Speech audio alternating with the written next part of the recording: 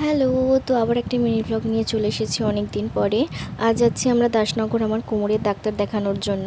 আর এখানে কখন থেকে অপেক্ষা করছি, কারণ আমরা ট্রেন মিস করে দিয়েছি, আবার 11টার ট্রেনে যাব। আর এখানে বাবু আর আমি একটু এরকম করে ভিডিও করছি। ফাইনালি ট্রেনের টিকিট পেয়ে আমরা স্টেশনের কাছে চলে এসে এখানে একটু খাওয়া দাওয়া করছি। দাসনগর থেকে আমরা সোজা যাব হাওড়ায়, কারণ আমরা পুজোর কিছু কেনাকাটাও করব। তারপরে এখানে খেয়ে নিলাম, খেয়ে ট্রেনে চেপে পড়লাম। চেপে এবারে আমরা প্রথমে যাব দাসনগর, নেমে তারপরে যাব হাওড়ায়।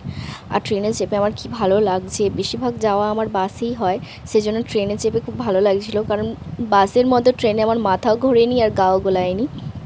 তারপরে আমরা ডাক্তার দেখানোর পরে সোজা হাওড়ার দিকেই রওনা দিলাম।